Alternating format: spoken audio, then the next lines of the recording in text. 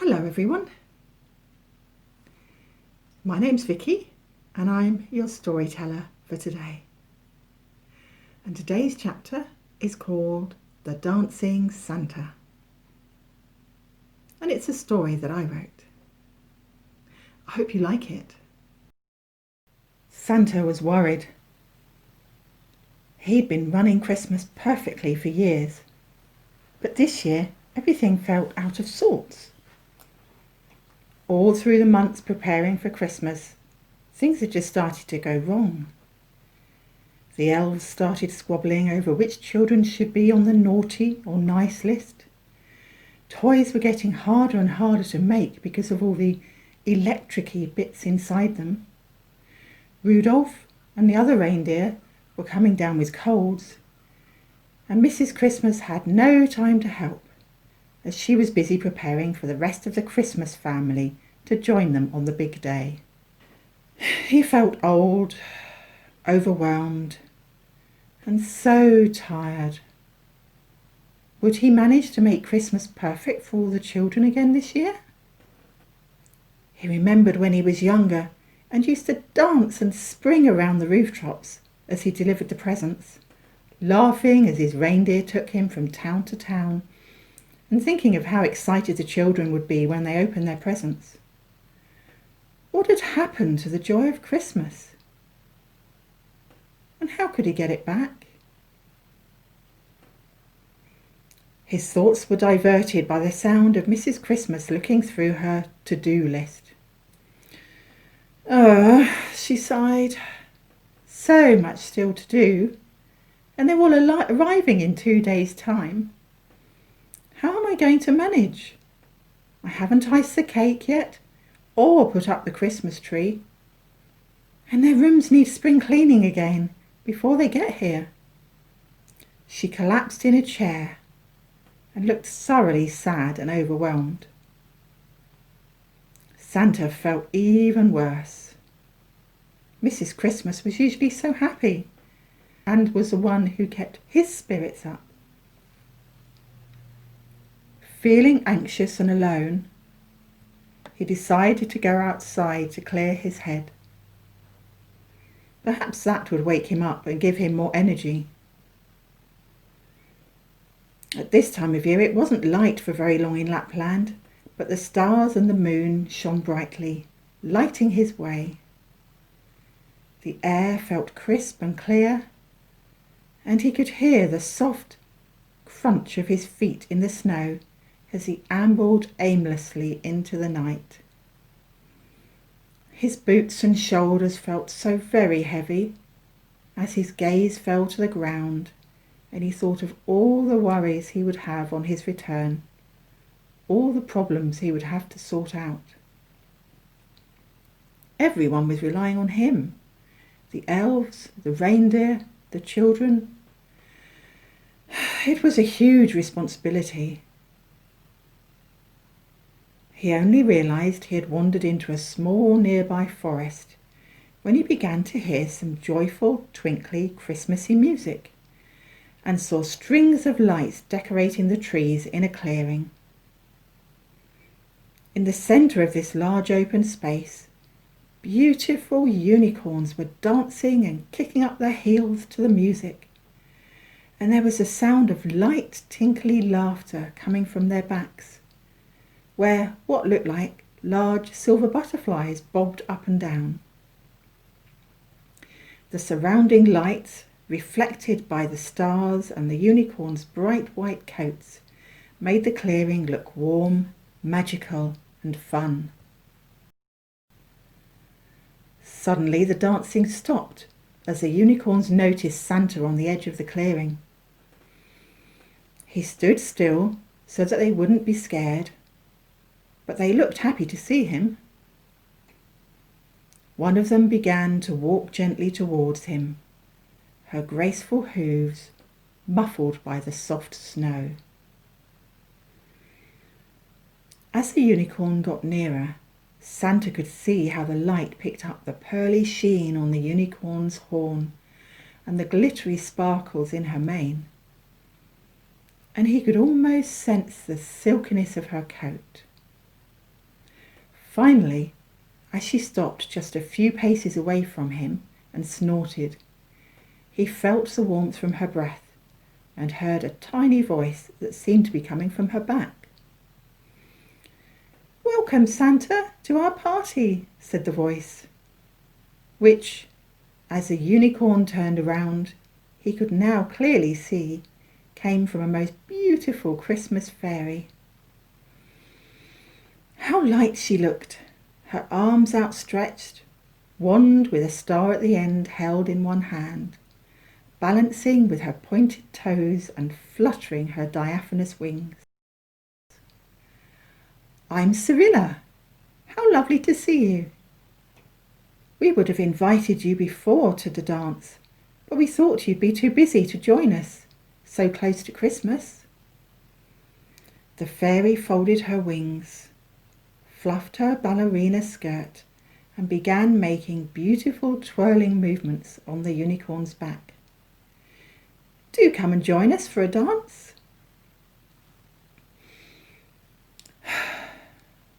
"I'm sorry, I don't feel much like dancing tonight," Santa sighed as he sat heavily on a nearby tree trunk.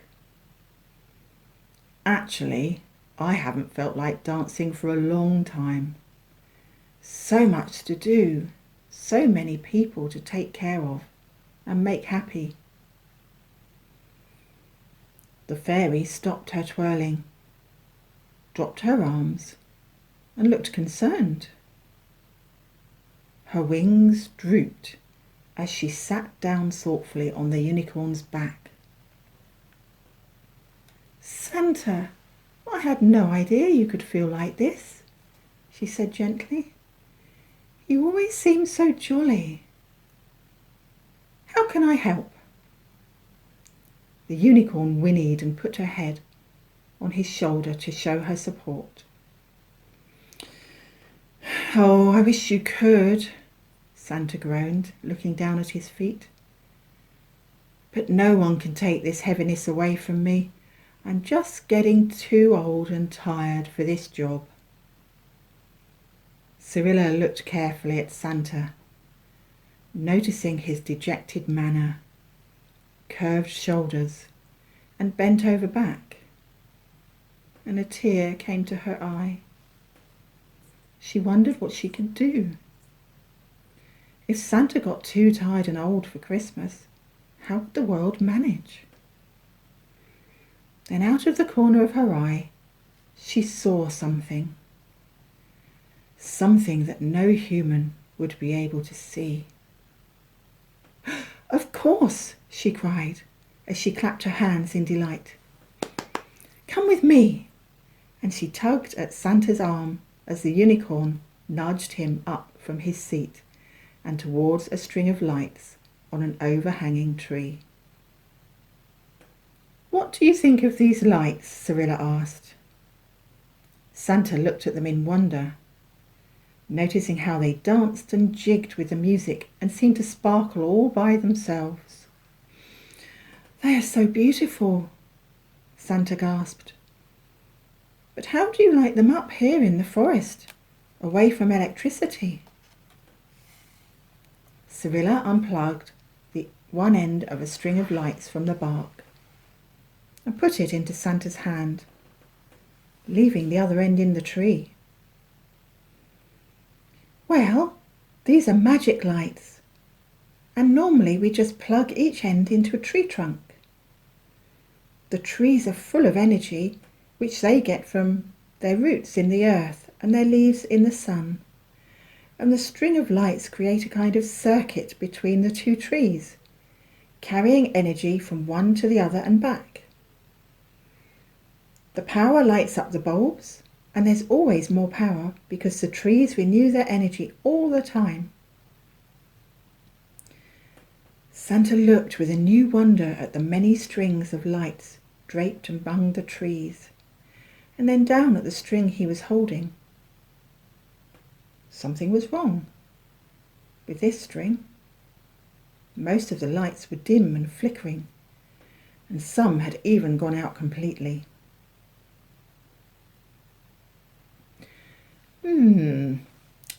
Cyrilla pondered as she looked at the dark and flickering lights.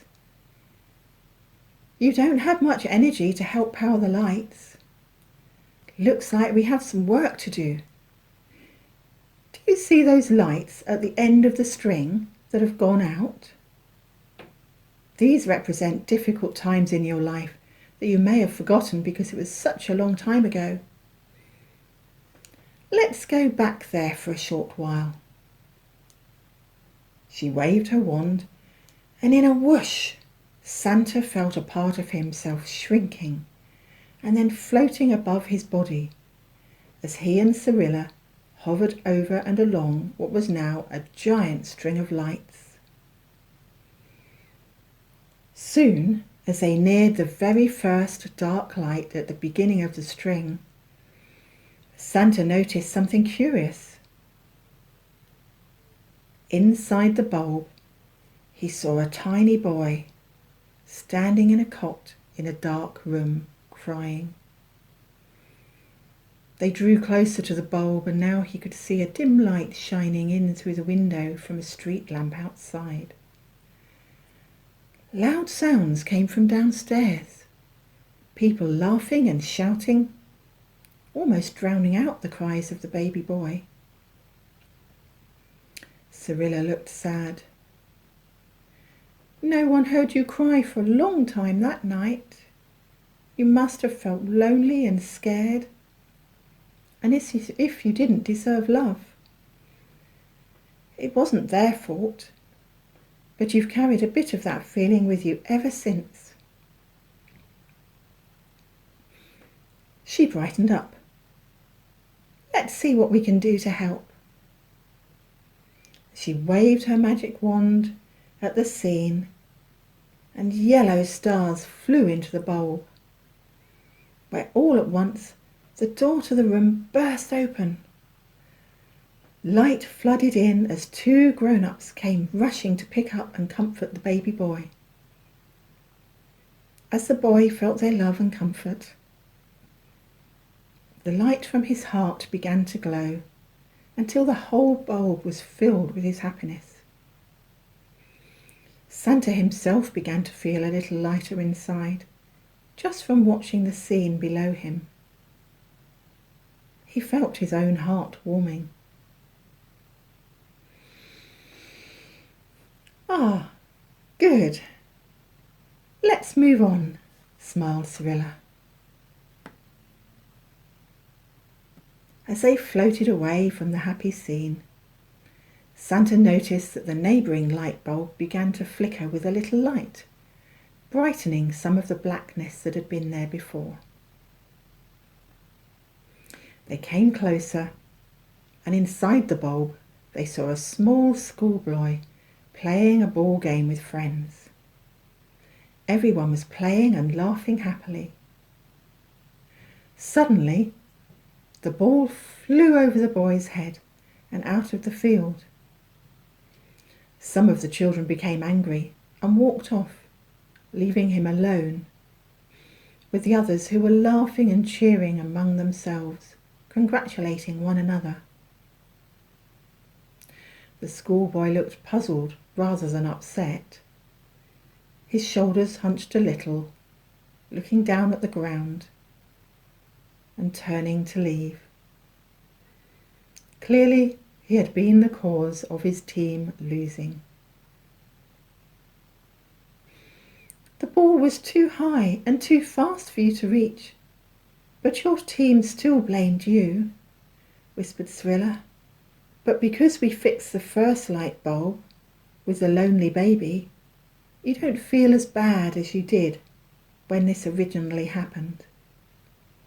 You feel stronger and less alone. She looked back at the field, then raised her wand once more. Magic sparkles flew from the star on its tip. The magic spread out across the field, and as it enveloped the angry children who were storming off, they stopped and turned around. At first slowly, and then speeding up, They ran up to the boy and patted him on the back. "It could have happened to any of us," one of them said, smiling. The children in the other team came over to commiserate as well. Santa watched as his younger self smiled, straightened his back, and looked a little taller. Santa felt his own shoulders and back become stronger too. Ping! The bulb they were watching burst into light, and other bulbs along the string became brighter in their turn. There was one light left flickering, just a few bulbs down the wire. "I wonder what's happening over there," Santa wondered curiously as he and Cyrilla floated towards it. Inside, it was obviously some years later, as they recognised Santa as a young man getting off a train with a trunk and heading towards a woman who was holding a sign saying, "New students." The young man looked sad and rather angry as he dragged his feet and the heavy trunk towards the other young people gathering there. With the steam chain chuffing and whistling, Cyrilla had to shout to be heard above the scene. "You were feeling homesick, missing the elves, the reindeer and your parents, who thought you should study rather than just follow in your father's footsteps. You knew in your head that being Santa was all you wanted to do. But you obeyed your parents and came away to this college anyway." "I remember," cried Santa loudly over the noises on the platform. "For months beforehand, I had dreaded the idea of going. I felt rejected by my parents and nervous about meeting new people. I really dragged my feet the day I had to leave. But look!" And as they watched the young man approach the students' group, he suddenly stopped and gazed, awestruck, at a striking young girl with curly hair chatting animatedly to a friend. Shyly, he turned away and went to shake hands with the person holding the sign. As Santa and Cyrilla hovered over the scene, the train began to puff its way out of the station, leaving the students to gather themselves on the platform. Santa reminisced about his time at the college, shaking his head and smiling. "It took me a long, long time to get the courage to talk to that young lady. But it all ended well. She became my Mrs. Christmas." The fairy smiled and focused once more on the scene in the bulb below them. Santa watched as, after saying hello to the woman with the sign, the young man put his trunk down and began to walk slowly towards the striking girl and her friend. A little uncertainly, his younger self smiled and caught her eye. To Santa's surprise, she smiled back and held out her hand. The fairy waved her wand once more over the scene, and magic sparkle lit up both the young people's hearts. Soon they were chatting away and laughing as if they had known each other forever. Ping! The bulb suddenly filled with a steady stream of light, and all of the other bulbs on the wire burst into life all at once, fed not just by the energy from the tree, but from Santa himself. Cyrilla smiled. "When we fixed the other memories, they helped you feel braver and more able to approach the future Mrs. Christmas, to at least say hello. but I couldn't resist helping you out and moving your romance on a little faster," she giggled. Santa laughed loudly as he watched the scene change to later that evening, when instead of sitting quietly in a corner with some other boys, as he remembered, he was dancing happily with the girl of his dreams. The music was loud and jolly, and the couple were having so much fun as they tried out a new dance that was all the rage. He and Cyrilla began to float above the string of lights once more, floating higher and back towards Santa's body. Below him, Santa could see himself, still holding the end of the wire, but now with every light on the string lit up and glowing. With a wave of Cyrilla's wand, he was in his body once more. But it felt different. His back felt straighter, his shoulders stronger, and his feet much lighter and full of energy, itching to dance to the music still playing in the forest. As his shoulders dropped, his chin lifted and his eyes looked up to survey the merriment in front of him. His toe began to tap to the rhythm as he watched the unicorns and fairies frolic to the music. First, he had a question for his new fairy friend. "What happened to the light bulbs? And why do I feel so much better?" asked a pleased but surprised Santa. Cyrilla looked at him carefully. "When you first arrived and sat on that log, my fairy eyes could see that you were weighed down by all the old baggage you'd been carrying around you from your youth. I could sense the heaviness of aloneness, resentment, and self-criticism dragging like a chain on your feet, and the responsibility of making so many others happy at your expense weighing on your shoulders like a heavy sack. Now we have changed those memories for you. The chains have fallen away, and you've let go of the weight on your shoulders holding you down. Now the energy you were spending carrying all this weight around can be used to light up your life instead." "But why didn't I feel bad all my life, only in the last few years?" Santa asked. "That's a good question," Cyrilla responded. "When you were younger, your baggage was quite small. But every time you did something you didn't really have the emotional energy to do, you added more and more weight to your load, so that finally your energy could no longer support the burden, and like any battery, you ran out of power," she explained patiently. She jumped up and smiled. "Come and dance with us now," she beamed, her unicorn nudging Santa closer to the centre of the fun. Santa returned to the string of lights to the tree and stopped. Something was missing. He remembered Mrs. Christmas collapsed on a chair in their house. "There's something I have to do first," he said, smiling. "May I borrow your unicorn?" Cyrilla smiled, guessing his plan. "Yes, of course. We'll go together."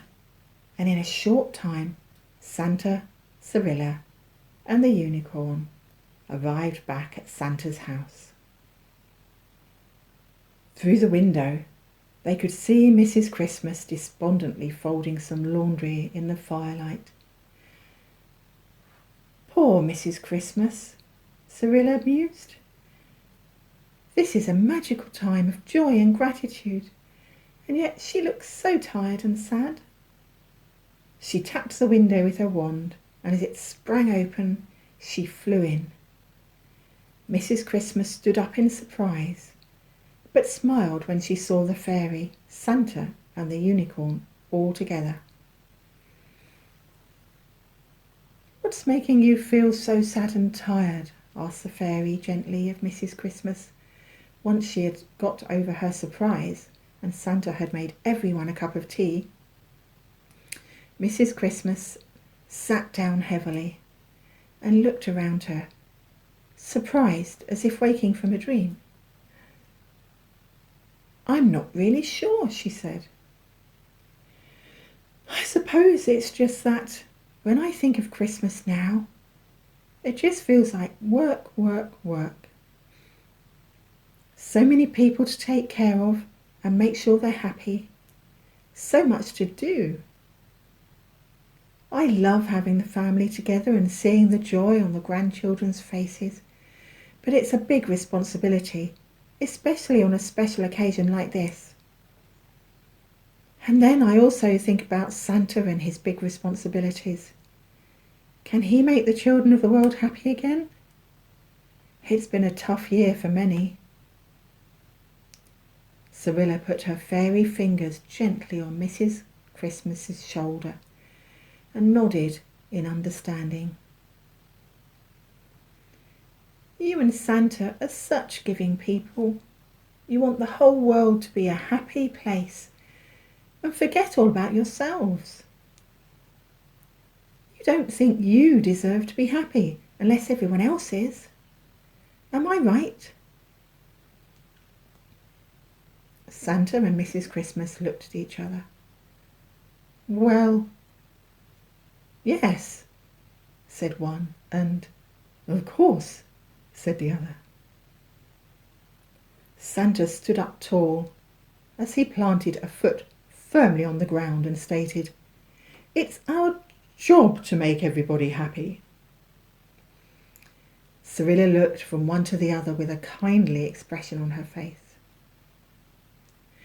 "Yes, but don't you see," she began, "if you aren't happy, how can you spread joy and happiness to others? The happiness is an energy that comes from you, not from the toys and games, but through them. You deserve to be happy. No, more than that.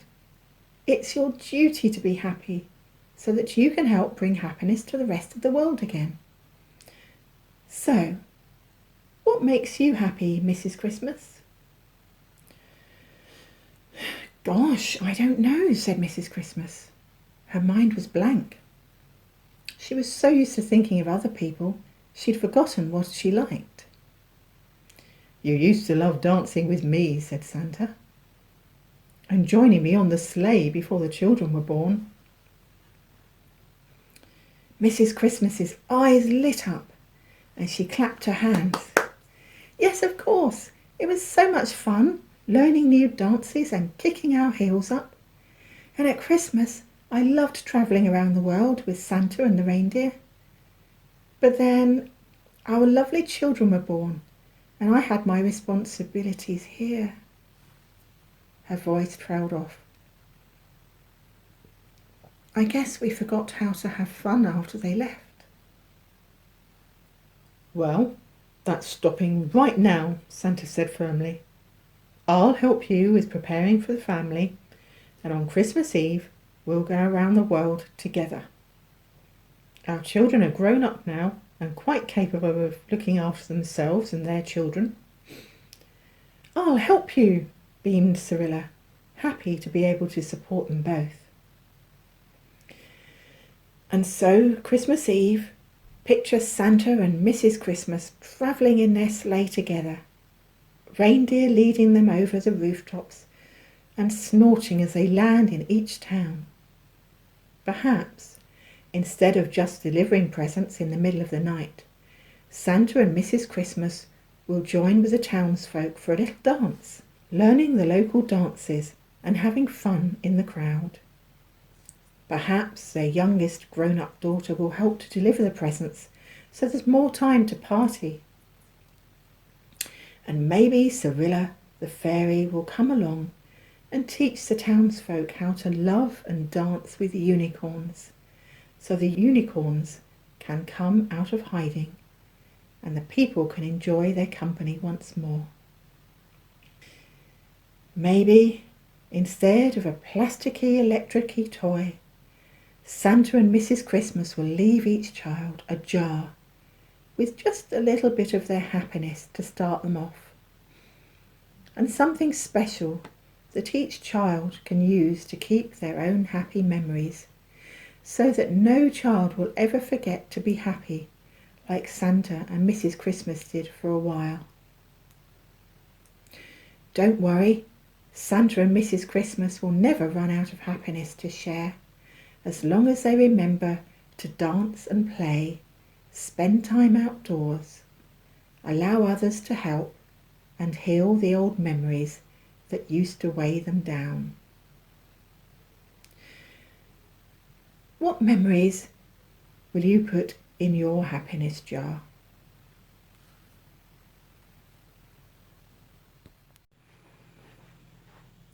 And that's the end of tonight's bedtime chapter.